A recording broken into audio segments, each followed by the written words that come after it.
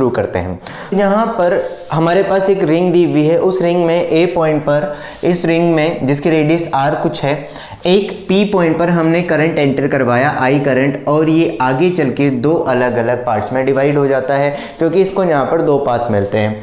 तो एक साइड में ऊपर वाले आर्क में करंट I1 चला गया और नीचे वाले आर्क में करंट कितना चला गया, I2 चला गया, और यहाँ पर Q पॉइंट से ये वापस करंट बाहर आ जाता है। तो हमें बताना है इन दोनों पोर्शन की वजह से सेंटर पर जो मैग्नेटिक फील्ड कितना होगा। अब इसको थोड़ा और सिंप्लीफाई कर दूं कि तुम्हें लग रहा होगा कि सर्कल में तो करंट सर्कुलर फॉर्म में चलेगा। देखो ये एक्चुअली ऐसा है, मान लो कि एक वायर ये ले लिया, या अब तुम ऐसे मान लो कि एक ये वायर है और एक ये वायर है, ये A वायर है, ये B वायर है, ठीक है ना। इन दोनों को मैंने ऐसे कंबाइन कर दिया है इस तरीके से, और यहाँ से एक करंट I चल रहा है, तो यहाँ पर ये कुछ I1 इधर चला गया और I2 इधर चला गया। अब इसको मैंने थोड़ा प्रॉपर्ली शेप इस तरह से कर दिया कि ये सर्कल बना रहा है, ठीक है। तो ये चीज़ यहाँ पर है। तो अब यहाँ पर क्या होगा, हमें सेंटर पर मैग्नेटिक फील्ड बताना है। अब यहाँ पर सेंटर पर जो मैग्नेटिक फील्ड होता है इस सिचुएशन में, ऐसी अगर सिचुएशन दे दी जाए तो सेंटर पर मैग्नेटिक फील्ड होता है 0। अब 0 कैसे होता है उसका रीज़न मैं समझाता हूँ। देखो यहाँ पर दोनों आर्क जो हैं उनकी लेंथ अलग अलग है।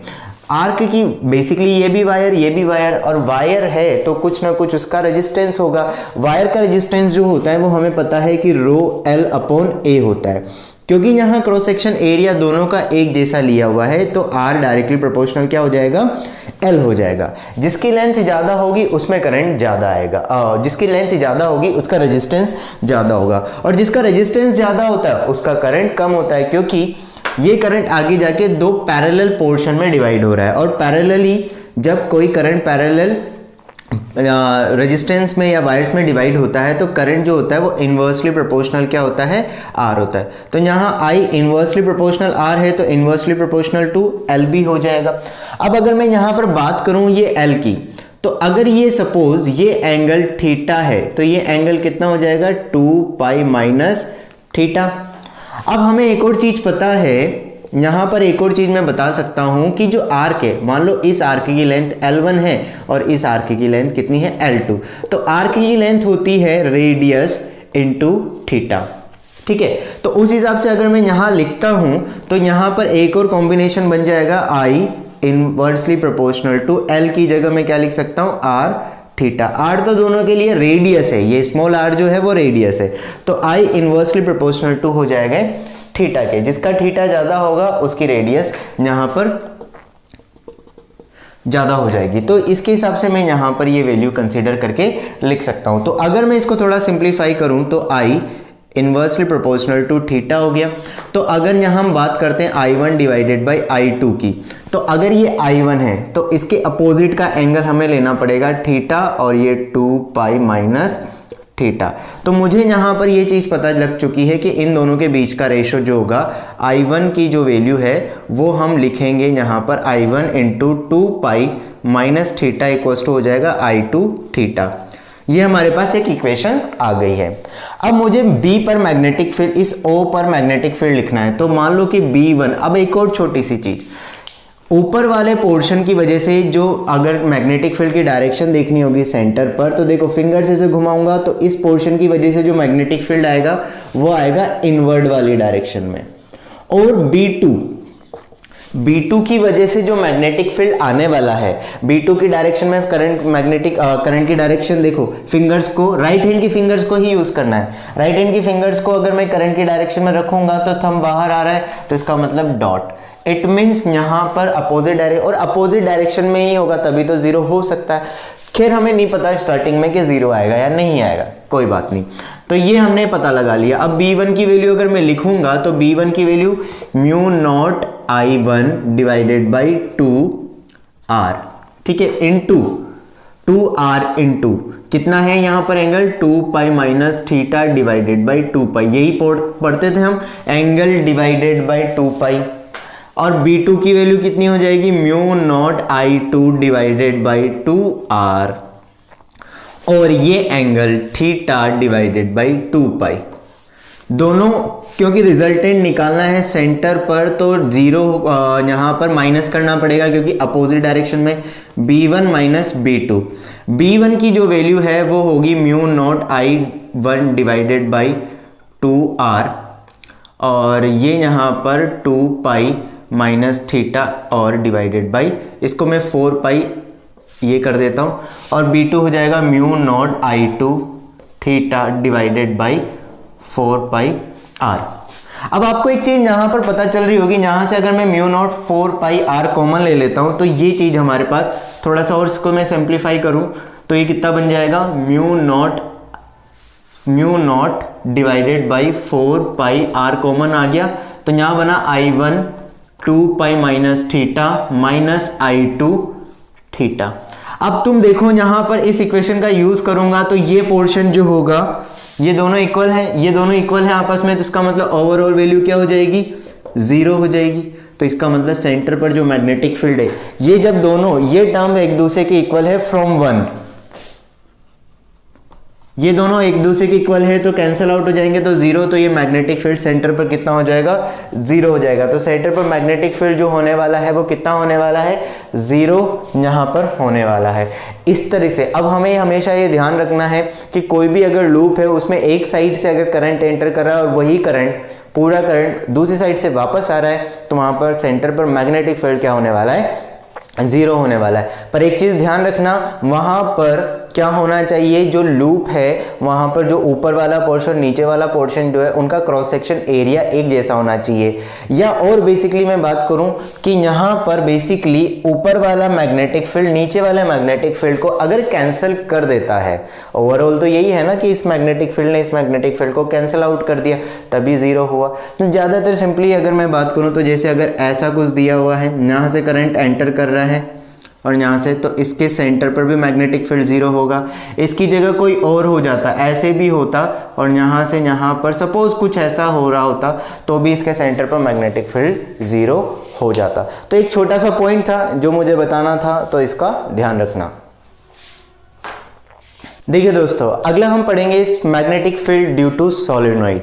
अब सोलेनोइड क्या होता है उसको समझते हैं कि एक्चुअल में सोलेनोइड क्या चीज होती है। आपने स्प्रिंग देखी होगी, स्प्रिंग में जैसे सर्कुलर स्प्रिंग है ना, उसी तरह से सोलेनोइड होती है। अब थोड़ा सा मैं आपको बताता हूँ। जैसे मान लो सबसे पहले हमने क्या पढ़ा, एक वायर में करंट फ्लो हो रहा है, उसकी वजह से मान लो ये वायर दिया हुआ है ना ये वायर है, इसमें करंट फ्लो हो रहा था, इसके चारों तरफ मैग्नेटिक फील्ड कितना है।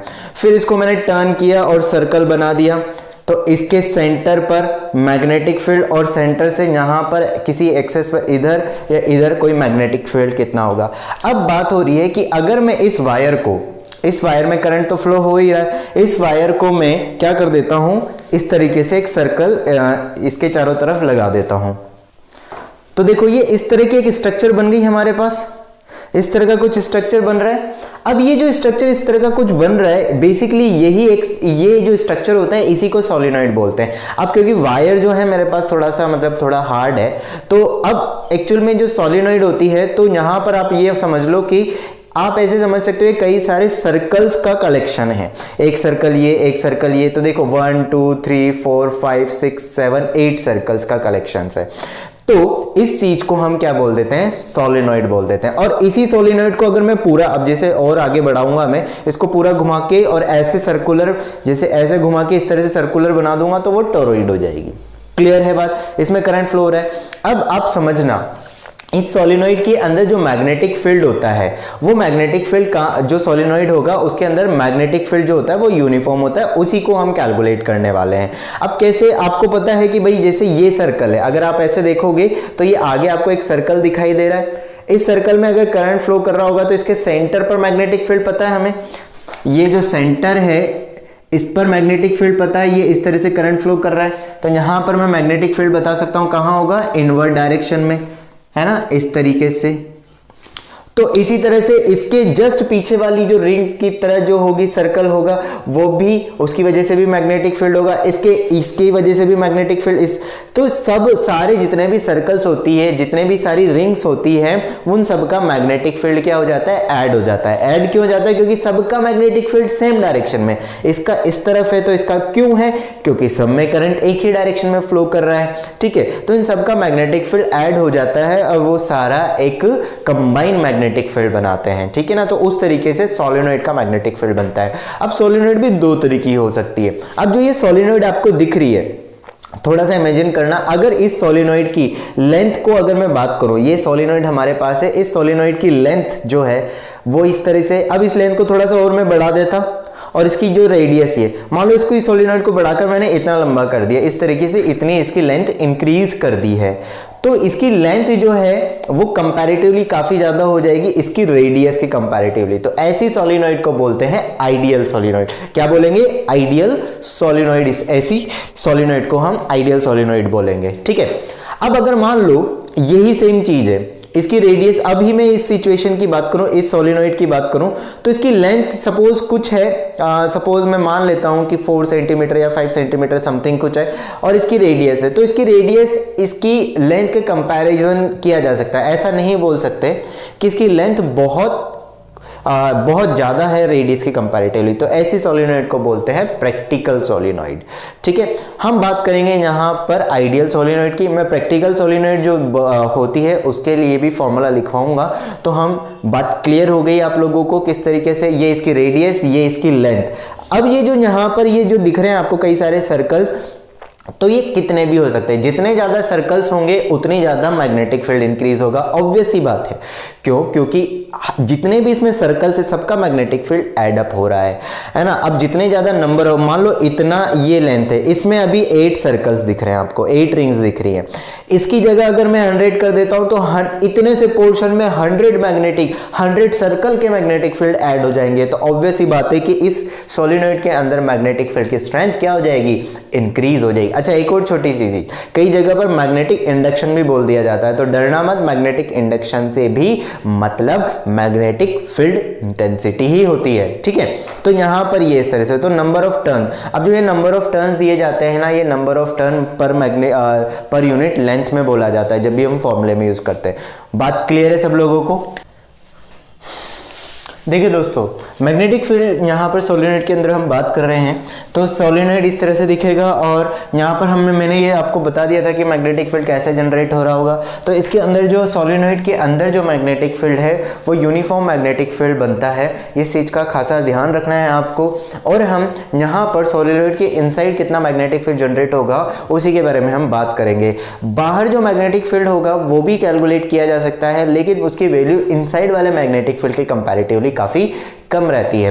तो यहाँ पर ये यूनिफॉर्म मैग्नेटिक फील्ड होता है। अब सोलेनोइड क्योंकि दो टाइप की होती है, मैंने कंडीशन आपको एक्सप्लेन कर ही दी है। आइडियल सोलेनोइड जो होगी उसका फॉर्मूला होगा म्यू नॉट एन आई। यहाँ पर एन जो है number of turns per unit length consider किया जाता है। नंबर ऑफ टर्न्स, जितने भी टर्न्स आपको दिए जा रहे हैं डिवाइडेड बाय इसकी लेंथ जो होगी वो मीटर में लेनी है, उसको डिवाइड करेंगे तो ये स्मॉल n यहाँ पर निकल कर आ जाएगा। अब बात करें प्रैक्टिकल सोलेनोइड, इसका मतलब आइडियल सोलेनोइड के अंदर किसी भी पॉइंट पर, यहाँ पर एंड पॉइंट को छोड़कर, मान लो ये आइडियल सोलेनोइड है, ये आइडियल, सपोज थोड़ी देर के लिए मान लो ये आइडियल सोलेनोइड है, इस आइडियल सोलेनोइड के किसी भी पॉइंट पर, ये यहाँ वाला पॉइंट ले लो, इस जगह का पॉइंट, यहाँ पर कोई किसी भी पॉइंट पर अंदर अगर मैग्नेटिक फील्ड की बात करूंगा तो म्यू नॉट एन आई हो जाएगा। लेकिन अगर एंड पॉइंट की बात करें आइडियल सोलेनोइड में, तो एंड पॉइंट पर मैग्नेटिक फील्ड कितना होगा? Mu not an I by 2 हो जाएगा, क्योंकि बहुत सारा मैग्नेटिक फील्ड तो इधर ही छूट गया। इसको मैं इस फॉर्मूले से निकाल के बता दूंगा आपको कि कैसे आया है। क्लियर है ये चीज? अब मान लो कि प्रैक्टिकल सोलेनोइड की बात करते हैं, तो प्रैक्टिकल सोलेनोइड में क्योंकि लेंथ बहुत ज़्यादा नहीं है, लेंथ और आर जो है वो कंपेयर किए जा सकते हैं, कंपेरेबल है। तो किसी पॉइंट पर, मान लो ये बीच वाला कोई पॉइंट है, ये यहाँ पर मुझे मैग्नेटिक फील्ड निकालना है, तो इसमें आप क्या करोगे? इस मैग्नेटिक फील्ड से अगर मैं बात करूं तो इस जगह से, इस पॉइंट से जो एंड पॉइंट है वहां इस तरह से लाइन ड्रॉ करो तो एक एंगल बनेगा बीटा और दूसरी साइड अल्फा।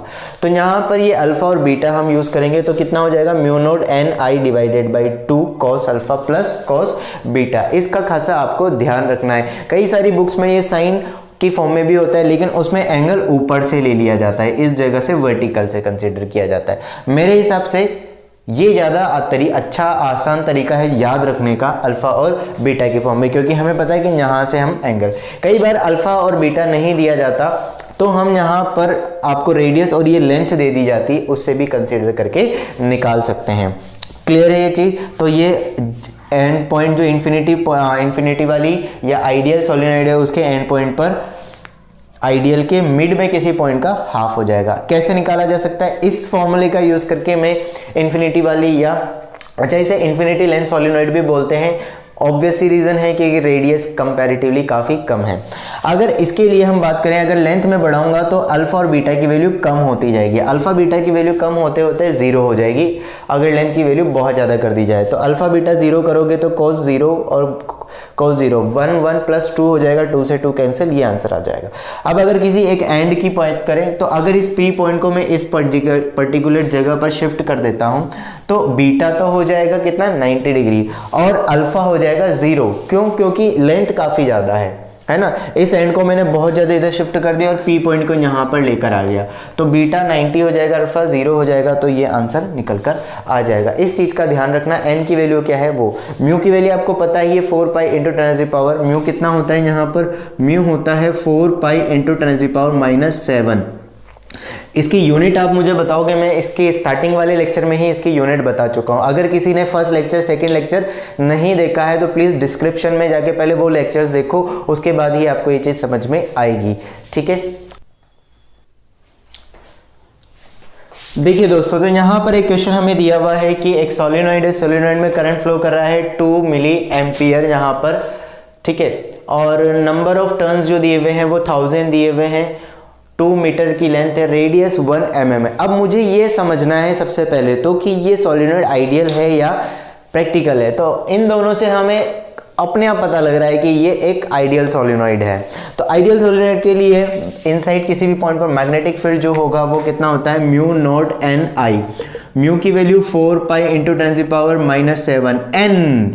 अब एन यहाँ पर निकालना है तो यहाँ 1000 मत रख देना, आंसर गलत हो जाएगा। क्या हो जाएगा? गलत हो जाएगा। ठीक है, तो 1000 डिवाइडेड बाई 2 तो कितना हो जाएगा? 500 यहाँ पर हो जाएगा। तो ये 500 इंटू और आई की वैल्यू हमें दी हुई है 2 मिली एम्पियर, तो मिली का मतलब होता है 10⁻⁻3। ठीक, तो इसको जब सॉल्व करोगे तो ये हमारे पास कितना बन जाएगा? देखो 4 पाई, यहाँ पर ये 2 और ये 1000 हो गया, 1000 और ये, तो ये तो पूरा एक दूसरे से कैंसिल आउट हो जाएगा। तो 10⁻⁷ मैग्नेटिक फील्ड, या इसको सिंपली म्यू नॉट भी बोल सकते हो। कई बार आंसर में ये चीज भी लिखी हुई होती है म्यू नॉट। तो कितना हो गया? म्यू नॉट टेस्ला या इतने टेस्ला। एंड पॉइंट पर हमें पता है कि एंड पॉइंट पर जो मैग्नेटिक फील्ड होता है वो हाफ होता है इनसाइड वाले का। तो इसके लिए अगर मैं निकालूंगा आंसर तो ये बन जाएगा 2 पाई इंटू 10⁻⁷ टेस्ला, इसका आंसर हो जाएगा। क्लियर है ये चीज? आई गेस आपको समझ में आ गई होगी। ठीक है,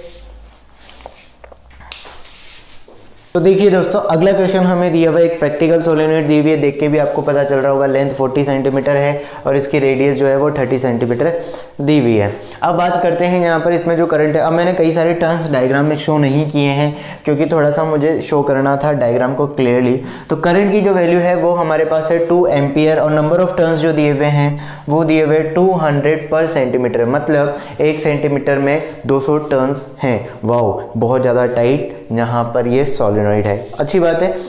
तो अब यहाँ पर एंड पॉइंट पर हमें मैग्नेटिक फील्ड निकालना है, इसके एंड पॉइंट पर, इस जगह पर मैग्नेटिक फील्ड निकालना है। हाँ भाई, तो निकाल सकते हैं, बेसिक सा कॉन्सेप्ट है, यूज करेंगे हम। हमने सीखा है कि एंड पॉइंट पर निकालना है तो आइडियल सोलेनॉइड में जिस भी पॉइंट पर निकालते हैं उस पॉइंट को एक बार तो दोनों एंड से मिला देते हैं। तो एक बार इस एंड से मिला दिया और एक बार इस एंड से, यही तो था, उस पी पॉइंट को हम दोनों एंड से मिला देते हैं। तो एक एंगल तो ये वाला हो गया और एक एंगल ये हो गया, यहाँ अल्फा और यहाँ पर ये बीटा। सीधा सीधा बीटा मुझे पता चल रहा है कि 90 डिग्री है। डर गए थे तुम्हें कि बीटा को 0 कैसे लिख दिया। अल्फा, अब बताओ मुझे अल्फा मुझे डायरेक्ट नहीं पता लग रहा है ना, अल्फा मुझे डायरेक्ट नहीं पता लग रहा है, लेकिन कॉस अल्फा तो पता लग सकता है, कॉस अल्फा पता लग सकता है। अब इसमें ये मत निकालने बैठ जाना कि अल्फा कैसे निकालेंगे, अल्फा कैसे, भाई हमें तो यूज करना है कॉस अल्फा। अगर आपको अल्फा डायरेक्ट दे दिया 30 60 तो कॉस अल्फा को 60 30 निकाल लो, लेकिन अल्फा नहीं दिया, लेंथ दी है, तो कॉस अल्फा से मतलब है हमें, तो मैं यहाँ निकाल रहा हूँ कॉस अल्फा। डरने वाली बिल्कुल भी बात नहीं है। अब मुझे ये बताओ कॉस अल्फा कैसे निकाला जाए, है ना। देखो कॉस अल्फा, ये एक राइट ट्राइंगल बन रहा है, दिस वन ये एक राइट ट्राइंगल बन रहा है यहाँ पर, ये एक राइट ट्राइंगल बन रहा है कि नहीं बन रहा है? बन रहा है। इसकी लेंथ है 40 सेंटीमीटर और ये लेंथ है 30 सेंटीमीटर। जब तुम सॉल्व करोगे ना तो ये वैल्यू निकल कर आएगी 50। पाइथागोरस थ्योरम लगाना, 50 सेंटीमीटर निकल कर आएगी। अब कॉस अल्फा होता है बेस अपॉन हाइपोटेनियस। बेस हमारे पास है 40 सेंटीमीटर, तो 40 डिवाइडेड बाई 50 सेंटीमीटर।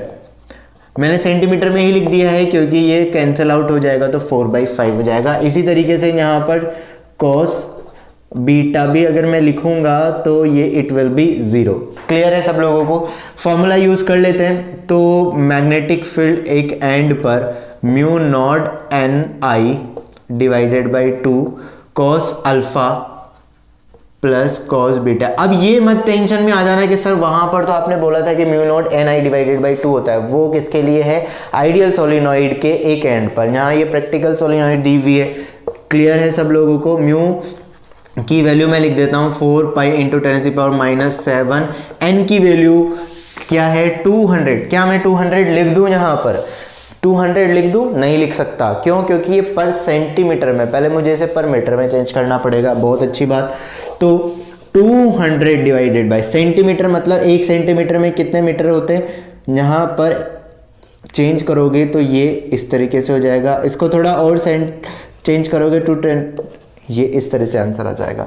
तो इसकी वैल्यू मुझे पुट करनी पड़ेगी 2 इंटू 10⁴। करंट की वैल्यू कितनी है? 2 एम्पियर। अच्छी बात। Cos alpha 4/5 plus 0। ठीक है, सॉल्व कर लेते हैं। 4 ये हो जाएगा 2 2 4 16 पाई इंटू 10⁻³ एंड 4/5। थोड़ा और सोल्व करोगे ना, 16 चौक 64, 64 पंजे 5 पाई इंटू 10⁻³ थोड़ा और सोल्व कर लो इसे। 12 पॉइंट यहाँ पर ये 8 हो जाएगा। इसको सोल्व करोगे तो हाँ इस तरह से 12.8 पाई ये यहाँ पर आ जाएगा हमारे पास आंसर, और इंटू 10⁻³ एंड और आगे सॉल्व कर सकते हो तो तुम्हारी मर्जी। मैं इसको यहाँ तक छोड़ रहा हूँ। तो ये यहाँ पर इसको फिर 12.8 पाई मिली टेस्ला। कैलकुलेशन में अगर मैंने जल्दबाजी में कुछ कैलकुलेशन मिस्टेक कर दिए तो देख लेना, otherwise conceptual wise I guess आपको क्लियर हो जाना चाहिए। ठीक है, देखिए भाई अगला जो टॉपिक है हमारा है वो है magnetic field due to toroid. Toroid की वजह से अब टॉरॉइड बहुत सिंपल सा कॉन्सेप्ट है। टॉरॉइड क्या है? सोलिनॉइड होती है ऐसे, इसके दोनों एंड अलग अलग होते हैं। दोनों एंड को मिला के ऐसे मिला दो तो वहां पर वो क्या बन जाएगी? टॉरॉइड बन जाएगी। तो ज्यादा घबराने वाली बात ही, अब समझते जाना जैसे जैसे मैं समझाना चाह रहा हूँ। टॉरॉइड ये सोलिनॉइड थी। सोलिनॉइड के अंदर मैग्नेटिक फील्ड जो था वो स्ट्रेट लाइन में था। अब जैसे ही आप इसके दोनों एंड को घुमाओगे तो वो जो मैग्नेटिक फील्ड है क्या वो भी सर्कुलर फॉर्म में आ जाएगा? बहुत अच्छी बात, सर्कुलर फॉर्म में आ जाएगा। मैग्नेटिक फील्ड का फॉर्मूला वही रहने वाला है म्यू नॉट एन आई, थोड़ा सा चेंज होगा। एन स्मॉल एन होता था number of turns per unit length, लेकिन यहाँ लेंथ की जगह ये सर्कमफेरेंस आएगी। तो सर्कमफेरेंस का फॉर्मूला क्या होता है? 2 पाई आर। तो यहां पर हो जाएगा N capital N divided by 2 pi R. अब स्मॉल आर ये जो है ये कौन सी रेडियस है? बेसिकली यहाँ पर दो तरह की रेडियस कंसिडर की जाएगी। एक रेडियस तो हो जाएगी ये वाली इनसाइड वाली, और एक हो जाएगी आउटसाइड वाली। ऑब्वियसली दो रेडियस है तो इसकी जगह हम क्या रखेंगे? तो ये जो रेडियस होती है ये होती है इन दोनों का average, R1 plus R2 divided by 2। अगर R1 और R2 की वैल्यू सफिशिएंट दी हुई है तो फिर अगर दी हुई है तो एवरेज ले लो, और अगर नहीं दी हुई है, ज़्यादातर केसेस में नहीं दी हुई होती तो जो रेडियस दी हुई है सिंपली वो लाके पुट कर दो। ठीक है ना? और दोनों ऑलमोस्ट एक जैसी दी है तो कोई दिक्कत ही नहीं। जैसे 14 और 16 दी है तो 14 प्लस 16 डिवाइडेड बाई 2 15 लेकर चल लो। लेकिन ज़्यादातर केसेस में जो एवरेज रेडियस वो आपको ऑलरेडी गिवन होती है। क्यों? क्योंकि ये और रेडियस दोनों ऑलमोस्ट एक जैसी होती है तो हमें ज़्यादा कुछ अलग करने की ज़रूरत नहीं है। तो आंसर में इतना ज़्यादा चेंज नहीं आता, लेकिन दिया है तो कर लो। चलो ये चीज़ हमारे पास है इस पोर्शन में और इस पोर्शन में। यहाँ पर और यहाँ पर दोनों जगह मैग्नेटिक फील्ड 0 होता है। जो भी मैग्नेटिक फील्ड होगा वो टॉरॉइड के अंदर मतलब R1 और R2 के बीच में रहेगा, उसके अलावा नहीं रहेगा। क्लियर है सब लोगों को? इससे रिलेटेड अब मैं एक क्वेश्चन यहाँ पर आपको बता देता हूँ। क्वेश्चन कैसा हो सकता है? मान लो कि रेडियस R1 दी हुई है 14 सेंटीमीटर, सिंपली ले लेते हैं। R2 दिया हुआ है 16 सेंटीमीटर, यहाँ पर हमें ये वैल्यू दी हुई है। ठीक। करंट जो इसमें दिया हुआ है वो दिया हुआ है सपोज 10 मिली एम्पियर का। तो हमें सेंटर पर मैग्नेटिक फील्ड निकालना है कि सॉरी इसके अलग अलग पोर्शन पे मैग्नेटिक फील्ड की वैल्यू कैलकुलेट करेंगे। तो अगर मैं यहाँ पर मैग्नेटिक फील्ड इनसाइड अगर कैलकुलेट करना चाह रहा हूँ तो कितना हो जाएगा, वो मुझे नंबर ऑफ टर्न्स में ले लेता हूँ। यहाँ पर टोटल नंबर ऑफ टर्न्स दिए हुए हैं, वो सपोज दिए हुए 1000। क्लियर है सब लोगों को। अब बात करते हैं मैग्नेटिक फील्ड की। तो फॉर्मूला होता है म्यू नॉट एन आई। अब यहाँ पर n निकालना है तो n निकालने के लिए हमें n 2 पाई r लिखना पड़ेगा, और r जो होता है वो हमें पता है 14 + 16 दो अलग अलग दी हुई है, तो 15 सेंटीमीटर हो जाएगा। सेंटीमीटर को मीटर में चेंज करोगे तो 0.515 मीटर हो जाएगा। थोड़ा और मैं इसको सॉल्व करूँगा ना तो ये हमारे पास नंबर ऑफ टर्न्स हो जाएंगे, स्मॉल n जो हो जाएगा वो हो जाएगा 1000 divided by 2 pi and r, ये 0.15। तो ये n की वैल्यू हमारे पास 1000 डिवाइडेड बाई 0.3 पाई निकल कर आ जाएगी। क्लियर है ये 15, और ये इस तरीके से हमारे पास। इसको मैं सॉल्व करके यहाँ वैल्यू पुट करता हूँ तो 4 पाई इंटू 10⁻⁻7 म्यू n की वैल्यू जो होगी वो 10⁻³ डिवाइडेड बाई 0.3 पाई हो जाएगी, और i की वैल्यू है 10 मिली एम्पियर। 10 इंटू 10⁻⁻3, इस -3 से ये वैल्यू कैंसिल, इस पाई से ये पाई कैंसिल। b की वैल्यू अगर आप सॉल्व करोगे अब तो ये हमारे पास आएगा 4/3, ये 0.3 ऊपर चला जाएगा तो ये इंटू 100 और 10⁻⁻7। तो b की जो वैल्यू आएगी वो आएगी 4/3 इंटू 10⁻⁵ टेस्ला। 4/3 इंटू 10⁻⁵ टेस्ला यहाँ पर मैग्नेटिक फील्ड की वैल्यू निकल कर आ जाएगी। आई गेस आपको ये चीज़ क्लियर हो गई होगी कि टॉरॉइड की वजह से जो मैग्नेटिक फील्ड है वो किस तरह से निकाला जाता है। ठीक है। अच्छा, अगर यहाँ पर मैग्नेटिक फील्ड जो है निकाल लिया, अगर सेंटर पे पूछा जाता तो 0 हो जाता, आउटसाइड पूछा जाता तो भी 0 हो जाता। अगर रेडियस इसकी जगह सिंगल दी हुई होती तो डायरेक्ट हम वैल्यू पुट करते और आंसर निकाल सकते थे। क्लियर है सब लोगों को? देखिए दोस्तों, अगला जो मैग्नेटिक फील्ड है वो है बार मैग्नेट के रिलेटेड। बार मैग्नेट के बारे में हम बात करने वाले हैं। तो बार मैग्नेट, यहाँ पर magnetic field due to bar magnet के बारे में बात कर रहा हूँ मैं। तो बार मैग्नेट का मतलब है कि जो भी नॉर्मल मैग्नेट होती है जो इस तरह से बार की फॉर्म में हो, जिसका एक एंड नॉर्थ पोल और एक एंड साउथ पोल होगा, तो उसके अलग अलग पॉइंट्स पर मैग्नेटिक फील्ड कैसे निकाला जा सकता है। अगर हम अब यहाँ पर ये निकालने से, बार मैग्नेट की वजह से मैग्नेटिक फील्ड पता करने से पहले हमें कुछ चीज़ें पता होनी चाहिए। जैसे कि बार मैग्नेट के जो दोनों पोल्स होते हैं, नॉर्थ पोल और साउथ पोल, इनको बोलते हैं पोल।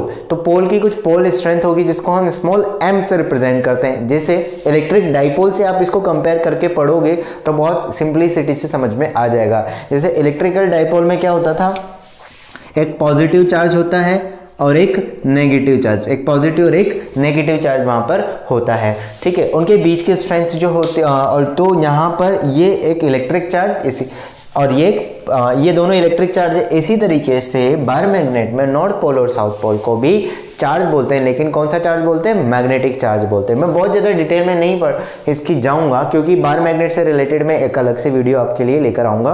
तो यहाँ पर पोल स्ट्रेंथ की बात करें तो बेसिकली ये इस तरह के मैग्नेटिक पोल के बारे में बताता है, लेंथ उसके। तो जैसे डाइपोल मोमेंट में हम लिखते थे P = Q इंटू दोनों के बीच की लेंथ। ठीक है, सेम चीज़ यहाँ पर ये पोल स्ट्रेंथ की मैग्नेटिक। तो ये इलेक्ट्रिक डाइपोल मोमेंट होता था, ये मैग्नेटिक डाइपोल मोमेंट हो जाएगा कैपिटल M। कैपिटल M की जो डायरेक्शन की अगर मैं बात करूं तो इनसाइड जो होती है वो साउथ पोल से नॉर्थ पोल की डायरेक्शन में होगी। क्लियर है ये चीज़ यहाँ पर?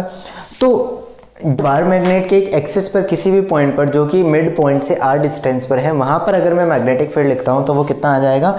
μ04/2m divided by r3। और किसके अलोंग आएगा? m के अलोंग। इसको मैं इलेक्ट्रिक डाइपोल से भी कंपेयर करके आपको समझा सकता हूँ कि इलेक्ट्रिक डाइपोल जैसे अगर ऐसे होता था, ये यहाँ पर इस तरीके से नेगेटिव और ये पॉजिटिव, तो एक्सिस पर मैग्नेटिक फील्ड इस तरफ होता था और इलेक्ट्रिक फील्ड इस तरह से होता था। उसका फॉर्मूला होता था 2kp डिवाइडेड बाई r3। तो r3 की जगह r3, 2 की जगह 2, P की जगह मैग्नेटिक बाइपोल मोमेंट हो गया और K की जगह म्यू नॉट अपॉन 4 पाई यहाँ पर निकल कर आ जाता है। सिमिलरली इक्वेटर की अगर बात करें तो इक्वेटर पर मैग्नेटिक फील्ड हो जाएगा म्यू नॉट अपॉन 4 पाई और m divided by R cube, लेकिन ये अपोजिट डायरेक्शन में रहेगा। ये तो हुई बात कि किसी एक्सेस पर अगर कोई पॉइंट आ जाता है और इक्वेटर पर कोई पॉइंट आ जाता है तो वहाँ पर मैग्नेटिक फील्ड हम कैसे कैलकुलेट करते हैं। लेकिन कई बार ऐसा भी होता है कि कोई ऐसा पॉइंट हो जो ना तो एक्सेस पर आ रहा हो ना इक्वेटर पर आ रहा हो। उस सिचुएशन में हम क्या करेंगे, उस सिचुएशन में हम थोड़ा सा ट्रिकी कॉन्सेप्ट यूज़ करते हैं। देखो मान लो कि कोई ए पॉइंट ले लिया है मैंने, ए पॉइंट जो है मैग्नेट, ए पॉइंट जो है वो इस, अब मैंने बार मैग्नेट नहीं बनाई है, उसकी जगह सिर्फ उसका मैग्नेटिक मोमेंट शो कर दिया है। ये ए पॉइंट जो है इस बार मैग्नेट के साथ थीटा एंगल पर है, किसी जो ये पॉइंट है वो ना तो एक्सिस पे है ना इक्वेटर पर है। अब बात आती है ये यहाँ से यहाँ तक के डिस्टेंस अगर r है तो इसलिए अब इसको सॉल्व करने के लिए हम क्या करते हैं, जो बार डाइपोल मोमेंट होता है मैग्नेटिक डाइपोल मोमेंट, इसके दो कंपोनेंट कर लेते हैं। कंपोनेंट क्यों कर रहा हूँ, क्योंकि वेक्टर क्वांटिटी है। अब कंपोनेंट कैसे करना है, एक कंपोनेंट लेना है r की डायरेक्शन में, तो एक कंपोनेंट आ जाएगा m cos थीटा और दूसरा कंपोनेंट ऑब्वियस ही बात है उसके जस्ट परपेंडिकुलर आने वाला है m sin theta. m cos theta जो होगा तो m cos थीटा यहाँ पर समझ में आएगा आपको, m cos थीटा ये इस वाले डायरेक्शन में।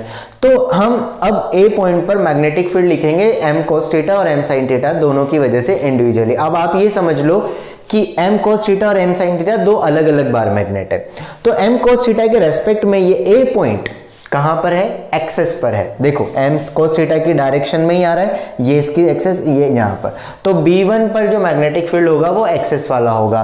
क्या होगा, mu naught 4 pi divided mu naught upon 4 pi 2m divided by R cube. तो mu naught upon 4 pi 2m की जगह m cos थीटा और आर क्यूब आ गया, डायरेक्शन मैंने शो करी दी।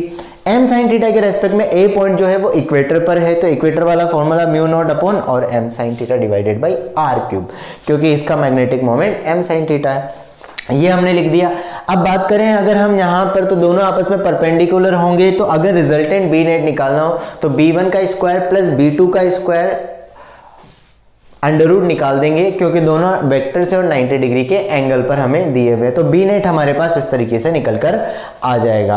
अब बात आती है कि दोनों के बीच में ये बी नेट जो है b1 के साथ कितना एंगल बनाता है, तो दो वेक्टर अगर 90 डिग्री के एंगल पर हो कभी भी, एक a और एक b दिया हुआ है, उनका रिजल्टेंट r, और किसी एक एंगल के साथ हमें अगर वेक्टर के साथ अगर हमें एंगल निकालना है तो tan थीटा हम क्या लिख सकते हैं, tan फाई इक्वल्स टू लिख सकते हैं b डिवाइडेड बाई a। इसमें ये परपेंडिकुलर की तरह काम करता है और ये वेक्टर बेस की तरह काम करता है, तो यहाँ b डिवाइडेड बाई, सेम चीज यहाँ लिखूंगा, tan फाई निकल जाएगा b2 डिवाइडेड बाई b1, तो यहाँ फाई की वैल्यू निकल जाएगी।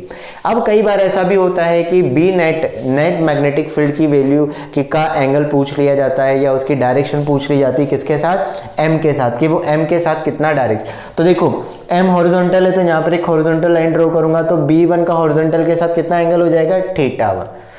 तो यहां से यहां तक का टोटल एंगल कितना हो गया, θ1 प्लस फाई, तो टोटल एंगल कितना बना, θ1 प्लस फाई निकल कर आ गया।